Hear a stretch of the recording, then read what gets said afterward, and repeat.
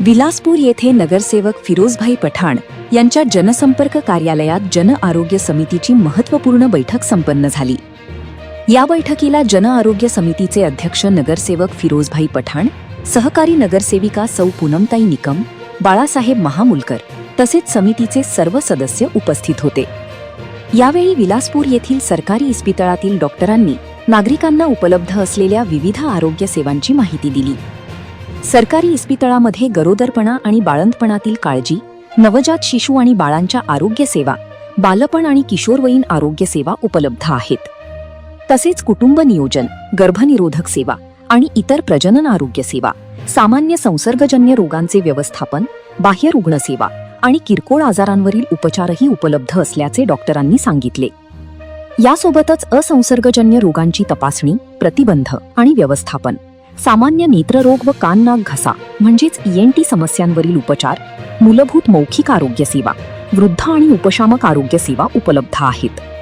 भाजणी आणि अपघातांसह आपत्कालीन वैद्यकीय सेवा, मानसिक आरोग्य आजारांची तपासणी व प्राथमिक व्यवस्थापन तसेच योग आणि वेलनेस अशा विविध आरोग्य सेवा नागरिकांसाठी उपलब्ध असल्याची माहिती यावेळी देण्यात आली। दरम्यान बैठकीत बोलताना जन आरोग्य समितीचे अध्यक्ष नगरसेवक फिरोजभाई पठाण यांनी विलासपूर येथील सरकारी इस्पितळातील सध्याच्या तसेच भविष्यात निर्माण होणाऱ्या सर्व अडचणी सोडविण्यासाठी आवश्यक ते सर्व प्रकारचे सहकार्य करण्याचे आश्वासन दिले। नागरिकांना दर्जेदार आणि सुलभ आरोग्य सेवा मिळाव्यात यासाठी प्रशासनासोबत समन्वय साधून आवश्यक त्या उपाययोजना करण्याचा निर्धार यावेळी व्यक्त करण्यात आला।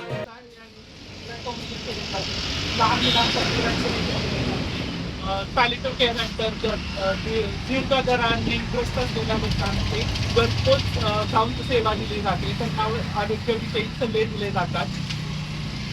तसंच NCD प्रोग्रामद्वारे डायबिटीज, हायपरटेन्शन अशा आजारांवरती औषधे दिले जातात। आजही या नागरी आरोग्य वर्धिनी केंद्र याच्याद्वारे दररोज जवळजवळ 30 ते 40 रुग्णांना मोफत आरोग्य सेवा दिली जाते। फिरोजभाई पठाण साहेब, त्याचबरोबर सहाध्यक्ष निकम मॅडम, त्याचबरोबर इतर सर्व मान्यवर, इतर सर्व सदस्य, पदसिद्ध सदस्य त्यांचं मी प्रथमतः स्वागत करतो। आणि आपल्या जन आरोग्य समिती ही थोडक्यात आपल्याला माहिती देतो। आपल्याकडे आपल्या शहरामध्ये जवळजवळ 10 दवाखाने आहेत, 2 UPSC आहेत। तसं प्राथमिक आरोग्य केंद्र असते ग्रामीण भागात, तसं शहरी भागात UPSC PSC असते आणि 8 नागरी दवाखाने आहेत आपल्या लोकसंख्येमध्ये। आपल्या आदरणीय बाबांच्या माध्यमातून आणि त्यांच्या सर्व सहकारी फिरोजभाई निकम मॅडम यांच्या सहकार्य करून आपल्याला जवळजवळ 10 दवाखाने झाले आहेत। आता त्या 10 दवाखान्याची सुरुवात झाली आहे। त्याच्यामुळं लोकांना या 6 महिन्यामध्ये थोडंसं नवीन असल्यानंतर काही गोष्टी रुटीन लागलं, पण 10 दवाखान्यामुळं अत्यंत चांगल्या पद्धतीचा लोकांना फायदा होणार आहे। त्याच्यामध्ये आपल्याला आपण OPD सेवा एक देतो।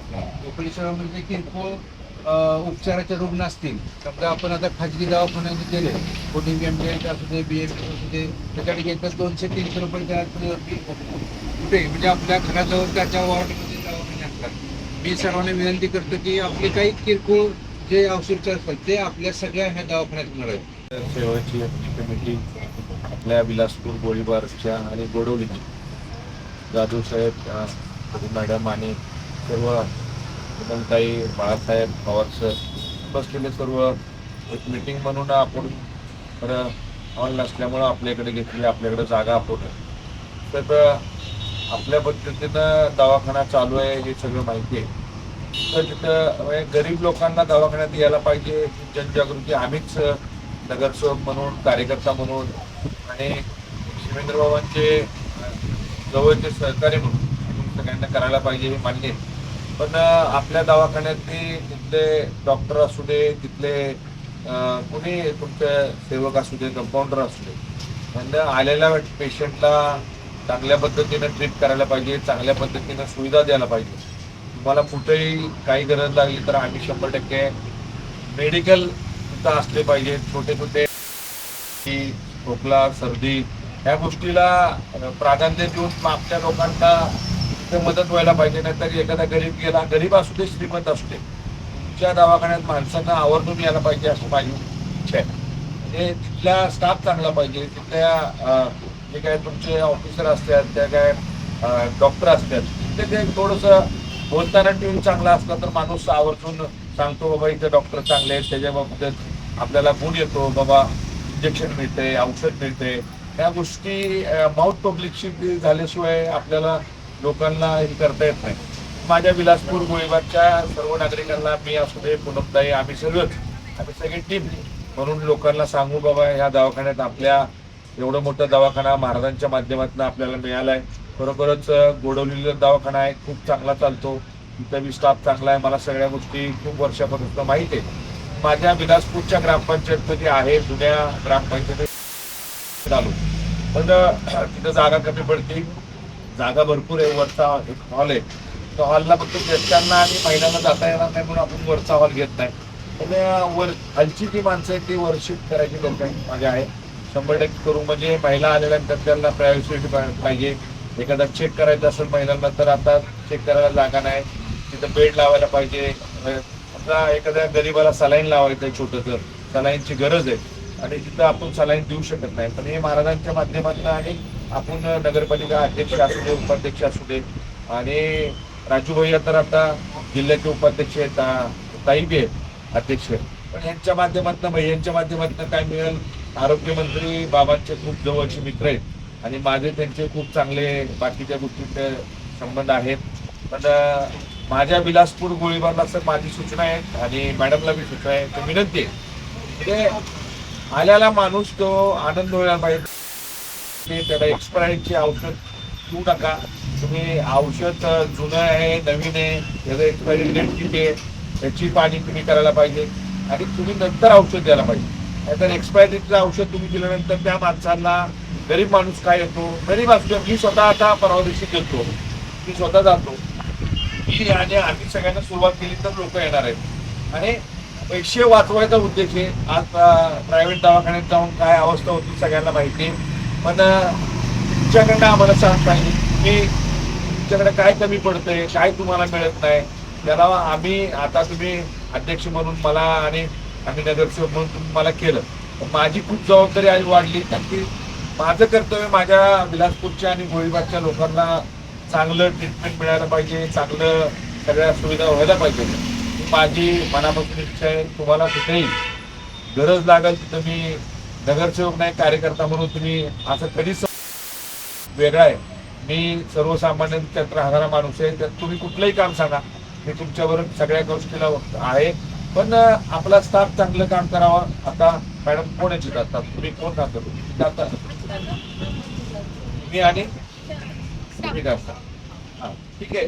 माझं एवढंच म्हणणं आहे, आलेल्या माणसाचं चांगलं ट्रीटमेंट करायला पाहिजे. तर तुम्ही बी आहे, आमचं काही दुसरं म्हणणं नाही. गोळी पाहिजे तर गोळी. तेव्हा माणसाची अपेक्षा काय असते, दवाखान्यात आल्यानंतर चांगलं ट्रीटमेंट मिळावं, डॉक्टरनं चांगलं बोलावं, हे लोकांना आवडीत होऊ शकते. माणूस आजार असला त्याला डॉक्टर बरा करतो हे मला माहिती. एखादा डॉक्टर, आता आम्ही लहानपणी डॉक्टरकडे जायचो, आमचे जाधव डॉक्टर होते, ते शिवीजून बोलायचे जोपर्यंत आलाय तर, म्हणजे त्यांचं ते वेगळं नेते होते त्या काळी. डॉक्टर त्यांना इंजेक्शन दिलं की आम्हाला वाटायचं बरंच होणार, त्यांच्या इथं लाईन लागायची. पण ते एक म्हणून आपल्या इथल्या डॉक्टरांना लोकांशी आलेलं बोलायला पाहिजे, त्याला ट्रीटमेंट द्यायला पाहिजे.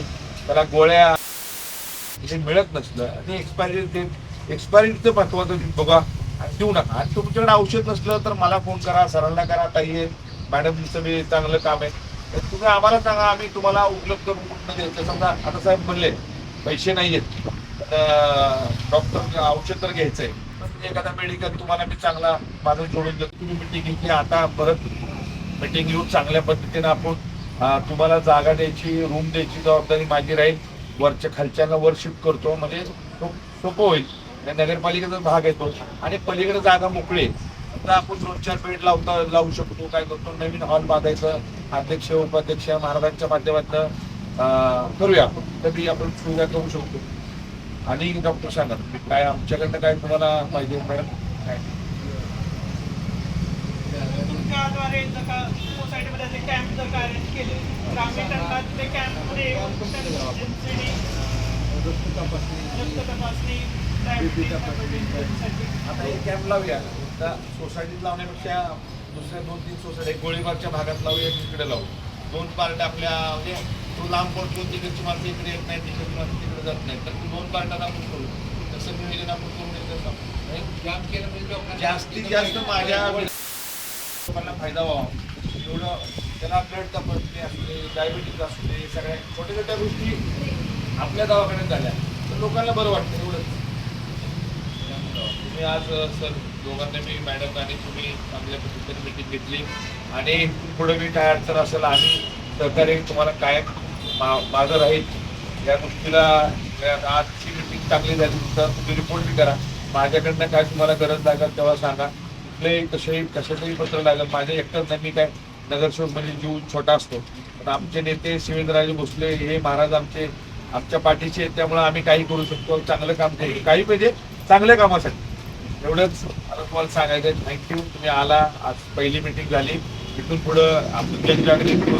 माझ्या बिलासपूर गोळीबारचे सर्व माणसं कशी येत्याल, कशी बोलावत्याल आणि तुम्ही बी नर्स ज्या अंगणवाडी सेविका आहेत, मदतनीस आहेत, त्या बी खूप माझ्या इथं चांगलं काम करतात. त्यांना बी तुम्ही जबाबदारी त्या पद्धतीनं तुम्ही आमच्यापेक्षा त्या घराघरात पोहोचतो, आम्ही पोहोचतोच, पण प्रत्येक घरी जाण्याचं काम त्यांचं माझ्या बहिणींचं असतं.